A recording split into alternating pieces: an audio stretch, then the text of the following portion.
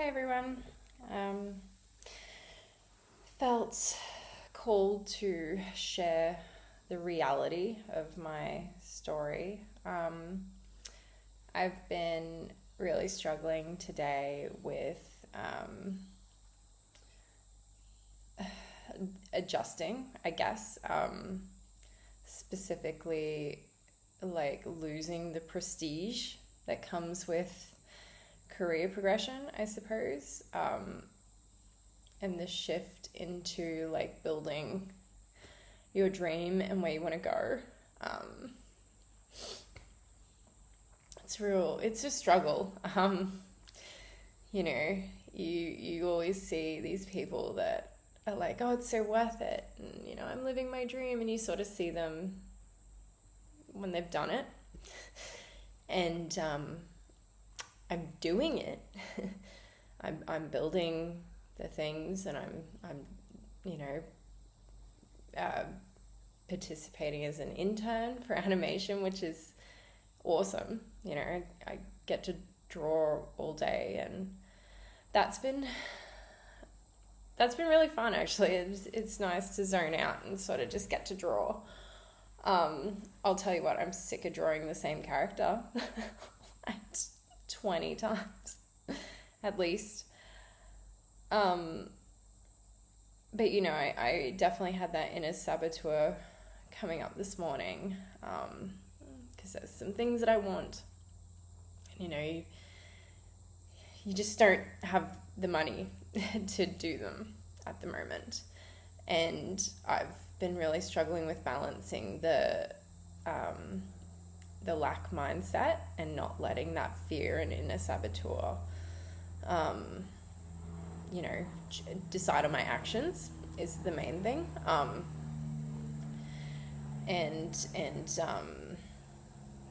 Putting that energy out into the world, because the law of attraction, you feel abundant, you attract abundant. You need to embody what you want in your external reality. And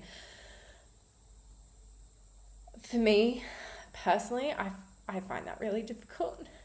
I'm a perfectionist, and I feel like I've worked really hard. um, and it's not been a easy road. And it takes you to that point of, deciding that that's not good enough. And I sort of briefly spoke about it in my last video. And you want better for yourself, and that's great, but you gotta start somewhere. And it's okay to start. Again, I think I mentioned J.K. Rowling in my last video, because I'm sure she was crying when she couldn't afford, something when she was working on Harry Potter, and now, it would be irrelevant for her. But it's hard at the time, and it's not even the sacrificing the things, it's the pressure we put on ourselves. It's my mental well-being, putting in so much effort for so long and letting that go. And I know I'm better off for it. I know I have a much better life now, and I know, I'm living my dreams that I want to live, and, future me is going to experience even more of that and more abundance. And, I will be at that stage that I was in my career one day, just not today. And I think it's important for me to share that, because that's the fear that I think holds a lot of us back from doing that first step and taking that leap and being open to discovering what it is that you want to do in this life and what you feel called to do.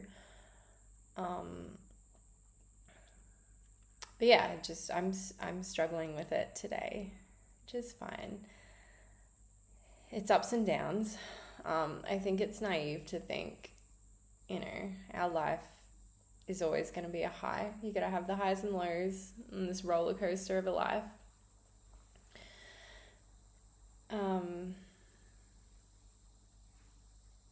And it's just a big shift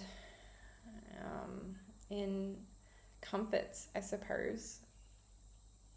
Like, things that I was grateful for then and things that I'm grateful for now, they haven't changed, you know. I love the peace of being outside and sitting outside and watching the trees, and that's kind of my happy place, which I actually was doing just before. And that's when I felt inspired to come on and fill people in.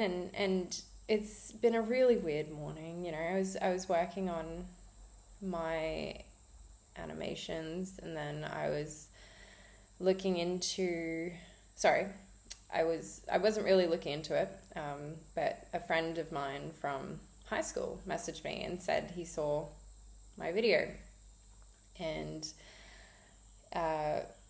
essentially just wanted to reach out with his career and what he's built, and whether their services could help me at all. And I really appreciated that, and it was an opportunity that arose. But I was already in this place of wanting to go back. Like, it's fear. It was very much, you know, I had that quick look on Seek of like, gee, it'd be nice to have money coming in that I don't need to,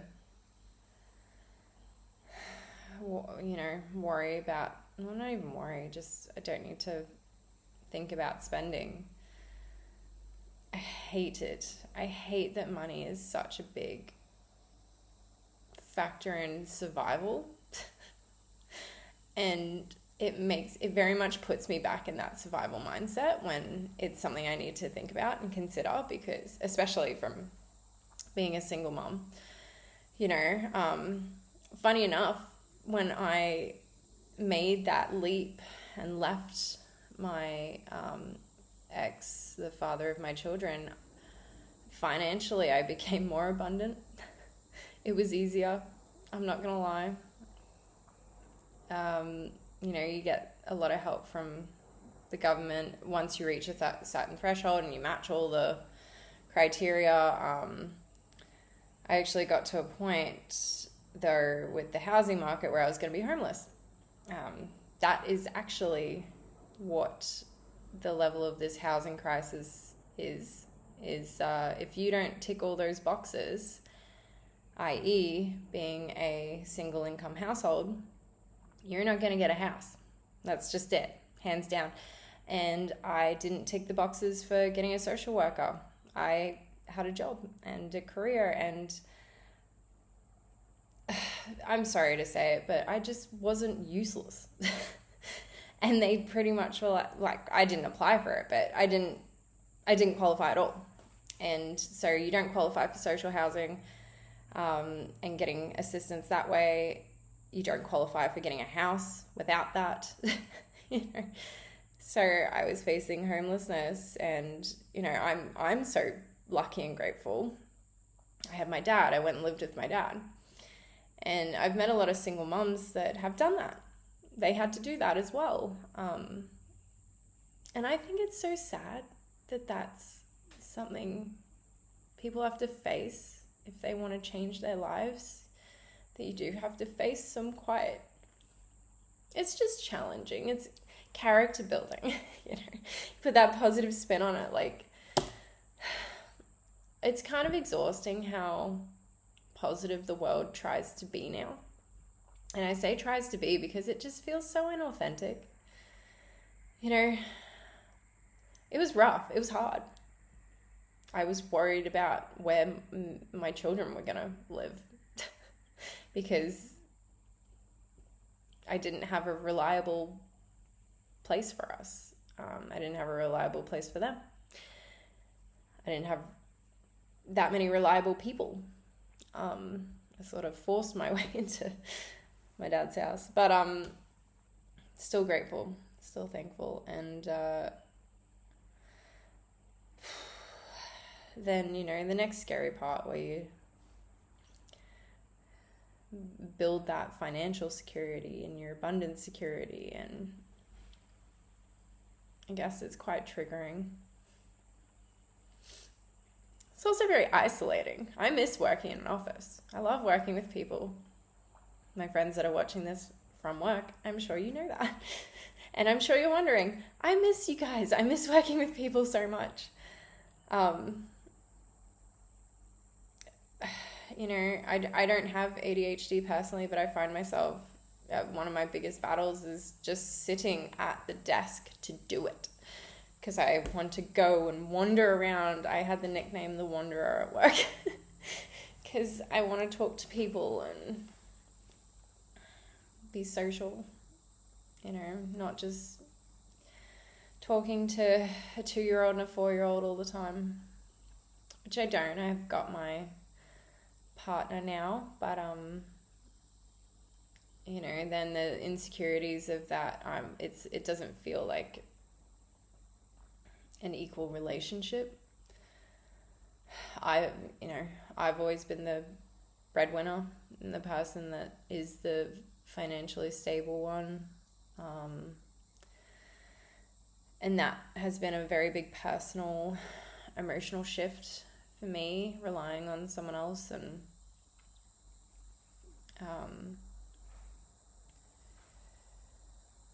wanting to contribute more than I can. I just, and he believes in me and my dream and what I'm building, and, he was encouraged to follow his dreams when he was growing up, and he's trying to do that for me, but, it's unraveling 30 years of what I should do, how you should be, laying in your bed, dealing with the consequences of the choices that you made in the past. I was taught all those things, and they're not true. It's taken a really long time and some really hard roads and some very big decisions to figure that out. But it still lingers. It's still actively working on it, every day, depending on the vibe and the emotions at the time. But I know I'm going to wake up feeling much better about everything tomorrow. I think it's important to give yourself the space, the space. It's important to give yourself the space to have those feelings. And, that's what they're talking about, riding the wave of consciousness, of emotions, of grief, of depression. It's knowing that I just energetically am not vibing today, and I have the optimism that I know I will pass that will pass, and that's where it's just important to not make decisions when you're in this headspace. And being kind to yourself.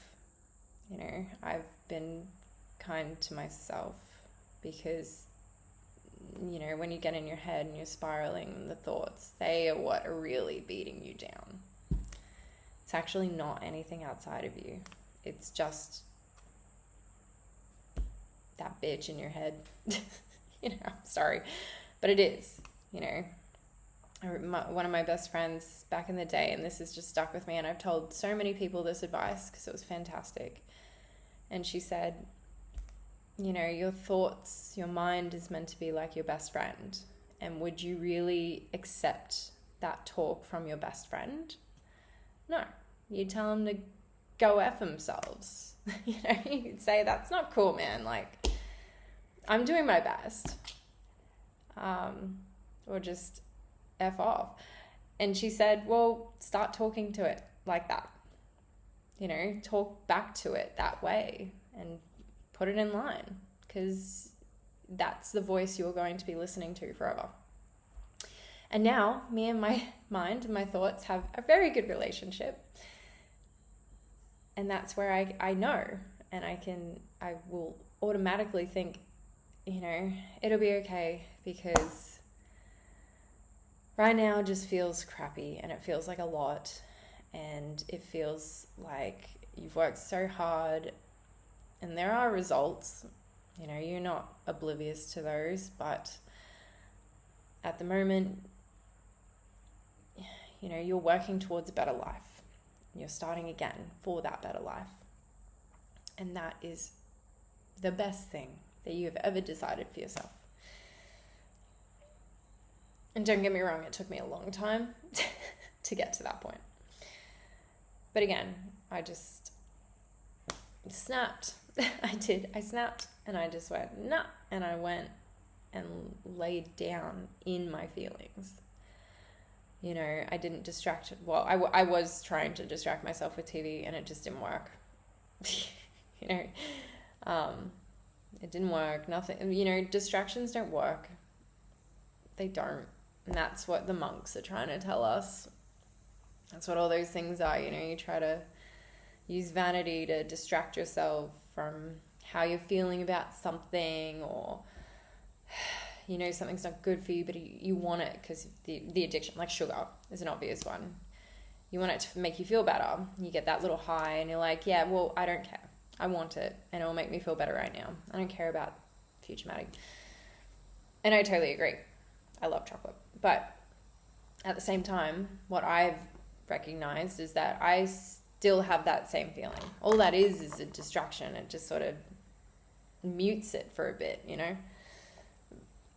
So sitting in the emotions and the discomfort and that wave is the riding the wave. Because even now, talking to you about this and my struggles, which are in the past, but it's the mental struggle and the change in life and scenery and completely losing everything that's comfortable for you.